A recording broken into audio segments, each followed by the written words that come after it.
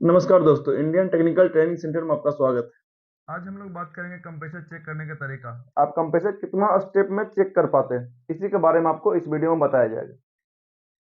Totally लगभग 3 से 4 तरह से आपको चेक करने के लिए बतलाएंगे, तो एक एक स्टेप आपको फॉलो करना है। तो आप सबसे पहले एक हार्मेटिक कंप्रेसर ले लिए, जो फ्रिज में लगता है, रेफ्रिजरेटर में लगता है, वाटर कूलर में लगता है, ये चीज। और अपना रोटरी कंप्रेसर जो स्प्लिट और विंडो एसी में लगाते हैं। ये दोनों कंप्रेसर के बाद साथ साथ करेंगे। अगर आपको किसी भी कंप्रेसर को चेक करना, मान लीजिए आपको कंप्रेसर लेके आपके सामने में रख दिया गया है, रोटरी कंप्रेसर लेकर के आपके सामने में रख दिया गया है, और उसको आपको चेक करके बतलाना है ये कंप्रेसर सही है या गलत है, सही है या खराब है। आपको कंफर्म करना है। आप कैसे चेक करेंगे, एक बार मन में सोच के देखिए। आप कैसे कंफर्म करेंगे कि कंप्रेसर सही है, जाके लगाइए और ये सही काम करेगा और ठंडा करेगा। उसी के लिए आपको पूरा इस वीडियो में बताया जाएगा। तो सबसे पहला जो स्टेप है आपका, इस कंप्रेसर में आपका 3 टर्मिनल होता है, 1 2 3। ये तीनों टर्मिनल के नाम सबको मालूम होगा, 1 2 3। ये तीनों टर्मिनल क्या नाम होता है, कॉमन रनिंग स्टार्टिंग, जो इसके अंदर बाइंडिंग होता है रनिंग का और स्टार्टिंग का, दोनों मिला कॉमन जो बनाया जाता है। इसमें तीन टर्मिनल होता है, तो कॉमन, रनिंग और स्टार्टिंग। तो सबसे पहले हम लोग क्या करेंगे, मल्टीमीटर को रेजिस्टेंस रेंज में पता करेंगे। क्या चीज, सबसे पहले मल्टीमीटर को ओम के रेंज में सेट करेंगे और उसका क्या करेंगे, रेजिस्टेंस चेक करेंगे। अब रेजिस्टेंस चेक करेंगे तो उसमें क्या चाहिए, कॉमन रनिंग स्टार्टिंग पता करना होता है। कॉमन रनिंग स्टार्टिंग कैसे पता करेंगे, ये सबको आपको पहले से मालूम होगा। तो कैसे, तो सबसे पहले हम लोग क्या करेंगे, तीनों के बीच में, जैसे ये रहा और ये रहा, ये रहा, तीनों के बीच में हम लोग क्या करेंगे, मान चेक करेंगे। मान लीजिए ए, चाहे यहाँ पर मान लीजिए ब्लैक बार रहा, रेड, येलो। ब्लैक और रेड के बीच में चेक किया, मान लीजिए 10 दे रहा, और यहाँ से यहाँ चेक कीजिए, मान लीजिए 5 दे रहा, और यहाँ से यहाँ चेक किए, मान लीजिए 15 ओम दे रहा है। इस सब के सब ओम आएगा। तो सबसे अधिक ओम किस पॉइंट के बीच में बता रहा है, तो बी और वाई के बीच में बता रहा है। ये मेरा क्या हो जाएगा, रनिंग और स्टार्टिंग, मतलब जिस दो पॉइंट के बीच में सबसे अधिक मान बतलाएगा वो मेरा रनिंग और स्टार्टिंग हो जाएगा। ये कैसे चेक करेंगे, तो मल्टीमीटर को ओम के रेंज में सेट कर देंगे, उसके दोनों लीड को लेकर के सबके बीच में सटाएंगे, तो वहां पर मान बतलाएगा। जब सबसे अधिक मान जहां बतलाएगा वो मेरा रनिंग स्टार्टिंग हो जाएगा, बचा हुआ मेरा कॉमन हो जाएगा। 4 तरीका बतलाएंगे, सिर्फ रेजिस्टेंस नहीं हो जाएगा। आगे वीडियो आप शुरू से लेकर लास्ट तक जरूर देखिएगा, आगे भी और भी कुछ आपको समझ में आएगा। तो रेजिस्टेंस चेक करेंगे तो ये रनिंग स्टार्टिंग पकड़ में आ जाएगा, उसके बाद मेरा बचा हुआ वायर कॉमन हो जाएगा। यानी कि रेड वायर मेरा क्या चीज कहलाएगा, कॉमन कहलाएगा। और कॉमन पर से चेक करेंगे, जिसका कम मान आएगा वो रनिंग हो जाएगा, जिसका अधिक मान आएगा वो स्टार्टिंग हो जाएगा। तो यहाँ देखेंगे तो ब्लैक पर 10 ओम आया और रेड पर से येलो पे 5 ओम आया, यानी ये मेरा क्या हो जाएगा, कम मान वाला रनिंग हो जाएगा और अधिक मान वाला स्टार्टिंग हो जाएगा। ये हो गया पहला तरीका कि उसका रेजिस्टेंस चेक करना। अब एक चीज, रेजिस्टेंस चेक करने से हम ये कभी भी कंफर्म नहीं बोलेंगे कि मेरा कंप्रेसर सही है। उसके लिए हम लोग ये बोलेंगे कंप्रेसर के जो अंदर बाइंडिंग है वो बाइंडिंग अभी तक ठीक है, वो जला नहीं, टूटा नहीं, खराब नहीं हुआ। समझे कि नहीं, कंप्रेसर के अंदर का बाइंडिंग सही है, कंप्रेसर सही है ये नहीं बोल सकते हैं। कैसे, ये समझिए, बहुत से कंप्रेसर आपको मिला होगा, जिस कंप्रेसर पावर सप्लाई रनिंग की रेजिस्टेंस बता रहा और पावर सप्लाई दे रहे हैं तो चल नहीं रहा, वो हाई एम्पियर ले रहा और चल नहीं पा रहा। इसका मतलब है कि वो हो सकता है कंप्रेसर जाम हो, है कि नहीं। तो बहुत चीज में हो सकता है।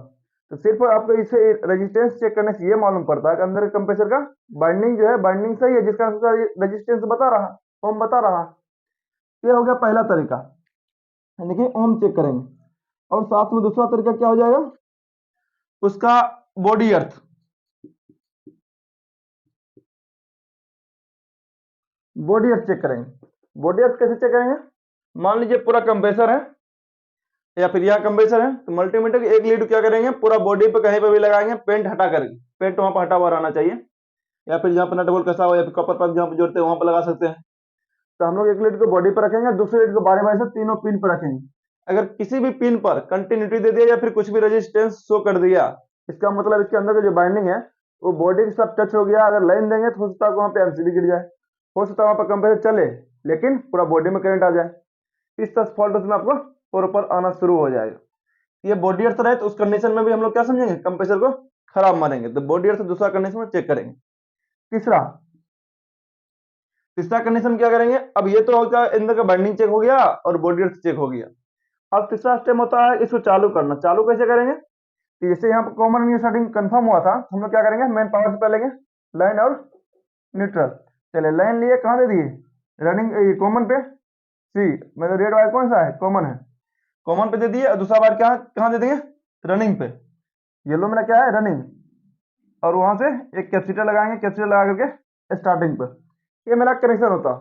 इस बीच में जो है पावर सप्लाई कितना, 220 से 240 वोल्ट एसी, ये और क्या होना चाहिए, और कैपेसिटर, मतलब पावर सप्लाई एंड कैपेसिटर और कनेक्शन, ये तीन चीज, तीनों सही होना चाहिए। तीनों कंडीशन में अगर पावर सप्लाई कम ज्यादा है तो दिक्कत है, अगर कैपेसिटर खराब है या अधिक मान लगा दी तो कंप्रेसर खराब हो जाएगा, या फिर चलेगा नहीं, या फिर मतलब कम मान लगा दीजिएगा तो हाई लोड लेगा। कंडीशन में अधिकतर समझ लेता है कंप्रेसर खराब है, तो उसके लोड के अनुसार कैपेसिटर लगा होना चाहिए और कनेक्शन सही होना चाहिए, तब जाकर के कंप्रेसर सही तरीका से काम कर पाएगा, नहीं तो फिर कंप्रेसर सही कंप्रेसर भी आपको खराब तरीका से काम करेगा।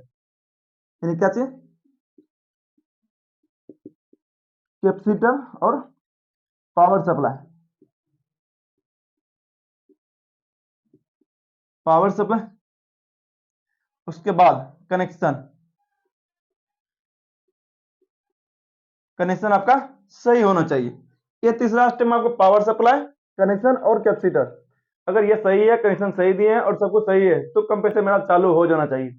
अगर चालू नहीं हो रहा तो इस कंडीशन में कंप्रेसर क्या करेंगे, बदल देंगे, तो कंफर्म हो जाएगा मेरा कंप्रेसर खराब। लेकिन अभी तक भी हम लोग ये नहीं समझेंगे कंप्रेसर सही है।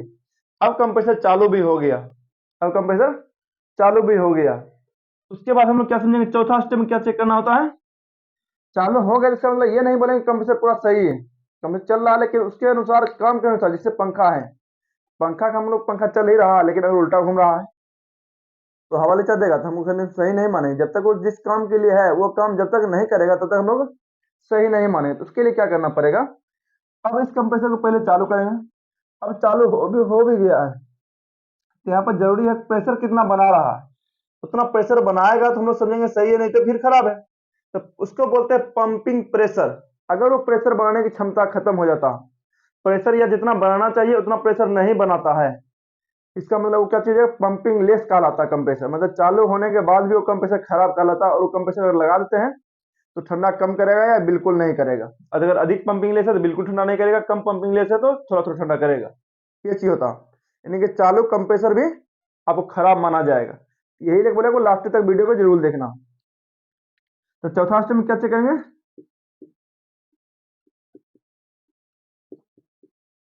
पंपिंग टेस्ट करेंगे। अब पंपिंग टेस्ट कैसे करेंगे, पंपिंग टेस्ट कैसे करेंगे, पंपिंग लेस होता क्या है, प्रेशर बढ़ाने की क्षमता, अगर वो खत्म हो जाए तो पंपिंग लेस हो गया, प्रॉपर पंपिंग क्षमता उसका हो जाएगा।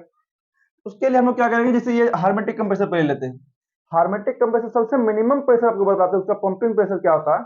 इसका जैसे यहाँ पे देखेंगे एक सेक्शन हो जाएगा, एक क्या हो जाएगा, चार्जिंग हो जाएगा, और एक मेरा डिस्चार्ज लाइन हो जाएगा। तो हम लोग क्या करेंगे, यहाँ पे जो मैनिफोल्ड लिए हैं तो हाई साइड ले लेना, साइड हाई साइड ले लेंगे, इसको क्या करेंगे यहाँ लगा देंगे, उसके बाद क्या करेंगे, इसको बंद कर देंगे, इस साइड से बंद कर देंगे और इसको चालू कर देंगे, ऑन कर देंगे। ऑन करते का सारा कुछ चेक कर लिए, तो चौथा स्टेप में चालू है ही।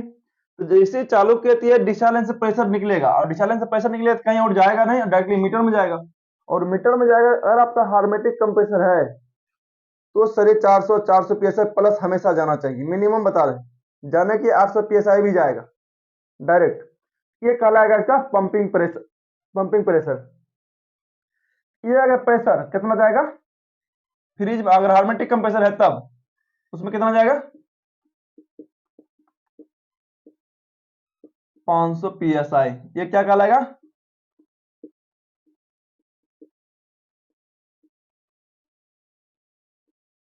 Pumping pressure. अगर पंपिंग प्रेशर 450 500 पीएसआई मिनिमम जा रहा है तो समझेंगे मेरा कंप्रेसर सही है। अभी भी सही नहीं, एक और पॉइंट बचता है पंपिंग प्रेशर में ही, उसको इसके बाद बतलाएंगे, ठीक है, कितना जाना चाहिए, तो समझेंगे कंप्रेसर की प्रेशर बढ़ाने की क्षमता है वो सही है।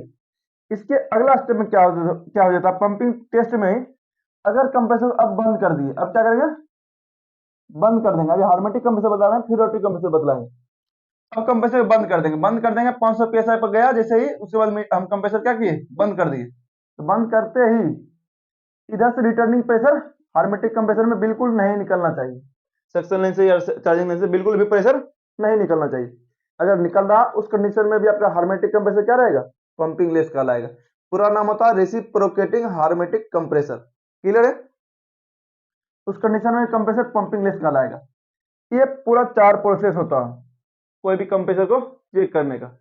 अगला आता है आपका रोटरी कंप्रेसर। रोटरी कंप्रेसर में भी ये 3 नंबर तक सही रहेगा, चौथा नंबर तक भी सही रहेगा, लेकिन पंपिंग प्रेशर जो इसका है, ये पंपिंग प्रेशर थोड़ा सा चेंज होने वाला है रोटरी कंप्रेसर। उसमें क्या होगा, चलिए मान लीजिए अब इसको हाई साइड इसको हटा करके, अब इसको मान लीजिए ये भी हाई साइड को मान लीजिए, या लो साइड गेज मीटर में भी कर सकते हैं, बाकी आपको हाई साइड में ही करना। क्लियर है? इसको हम क्या करेंगे अब मान लीजिए कंप्रेसर काम खत्म हो गया, इसको हटा दिए, ये अब लो साइड हो गया और ये मेरा हाई साइड हो गया। इसको अब क्या करेंगे, चलिए इसको भी डिस्चार्ज में लगा दिए और इसको बंद कर दिए और इसको फिर से चालू कर दिए, कंप्रेसर चालू कर दिए, चालू कर दिया। उसके बाद क्या होगा, डिस्चार्ज सेक्शन से प्रेशर खींचेगा, डिस्चार्ज से प्रेशर बाहर निकलेगा। और डिस्चार्ज से जैसे प्रेशर बाहर निकलेगा तो प्रेशर कितना जाना चाहिए था। अब अगर रोटरी कंप्रेसर चाहे 1 टन का रहे, हाफ टन का रहे, 1.5 टन का रहे, 2 टन का रहे, मिनिमम जो प्रेशर बढ़ाने की क्षमता होता है वो आपका 500 से 600 psi, वो क्या कहलाएगा, pumping pressure. Pumping pumping pressure अगर ये 500-600 psi प्रेशर बना दे रहा है तो हम लोग समझेंगे कंप्रेसर में बिल्कुल सही है, उसका पंपिंग क्षमता बिल्कुल सही है। इस कंडीशन से हम लोग कंप्रेसर को सही मान लेंगे। लेकिन रोटरी कंप्रेसर में भी प्रेशर रिटर्निंग नहीं निकलना चाहिए। लेकिन ये चीज देखा जाता है जब फील्ड में आप काम करेंगे तो लगभग अधिकतर कंप्रेसर में, अधिकतर मतलब 80% कंप्रेसर में रिटर्निंग प्रेशर बेचता है बाहर। बस यही है, फुल स्पीड में नहीं बेचना चाहिए, धीरे धीरे निकल रहा कोई दिक्कत नहीं, उतना वो झेल लेता है, उतना काम कर देता है रोटरी कंप्रेसर में। तो इसका पंपिंग प्रेशर कितना जाना चाहिए, मिनिमम 500 से 600, 500 प्लस जाना चाहिए। और ये 450 से 500 psi। अगर उससे कम इसे चालू कर दिए हैं, वो 300 psi पे उसका काटा वाइब्रेट कर रहा है, इसका मतलब कंप्रेसर खराब है, उसका प्रेशर बढ़ने की क्षमता से खत्म हो चुका है। पिस्टन हो सकता है घिस गया हो, ये पिस्टन बल्ब घिस गया हो, डिस्चार्ज बल्ब घिस गया या खराब हो गया, इस टाइप से कुछ भी काम वहाँ पे हो सकता है, कुछ भी खराबी वहाँ पे हो सकता है। ये 4 स्टेप में कोई भी कंप्रेसर हम लोग चेक करते हैं, सिर्फ रेजिस्टेंस मतलब पहले देखिए, अब चारों स्टेप को एक बार शॉर्ट में बता दे रहे हैं। पहला क्या चुके रेजिस्टेंस, रेजिस्टेंस हम लोग क्या पता किए, उसका बाइंडिंग। अगर रेजिस्टेंस तीनों के बीच में नहीं बतलाया, समझेंगे बाइंडिंग उसका जल गया, खराब हो गया, टूट गया, इसका नहीं कंप्रेसर खराब है। अगर बता रहा है तो बाइंडिंग उसका सही है। दूसरा स्टेप बॉडी अर्थ, अगर बॉडी अर्थ नहीं बता रहा तो इसका मतलब कंप्रेसर सही है, इसका बाइंडिंग बॉडी के साथ टच नहीं है। अगर बॉडी अर्थ बता रहा तीनों के बीच में, तीनों साथ बता रहा बॉडी साथ, इसका मतलब उसके अंदर का जो बाइंडिंग है वो बॉडी के साथ टच हो गया, उस कंडीशन में उसका बॉडी में करंट आएगा। अगला है मेरा कैपेसिटर। चालू करें उसका पावर सप्लाई अनुसार कैपेसिटर होना चाहिए, और पावर सप्लाई सही होना चाहिए और कनेक्शन सही होना चाहिए। जो पावर सप्लाई सही है, कैपेसिटर सही है, लेकिन कनेक्शन उल्टा पुल्टा दे देंगे, क्या होगा वहां पे, कंप्रेसर खराब हो जाएगा और सही चलेगा नहीं। ये तीनों चीज सही होना चाहिए, अगर ये तीनों चीज सही है तो कंप्रेसर चालू हो जाएगा। अगर ये तीनों बीच में अगर काम कुछ भी गड़बड़ हुआ, अगर नहीं चल रहा तो कंप्रेसर खराब। चौथा स्टेप में चालू भी होगा कंप्रेसर, चालू कंप्रेसर को भी सही नहीं मानेंगे। सही कब मानेंगे, जब कंप्रेसर मेरा प्रेशर बनाएगा और जितना प्रेशर बनाना चाहिए उतना प्रेशर बनाएगा, तब जाकर हम लोग समझेंगे कंप्रेसर बिल्कुल सही है।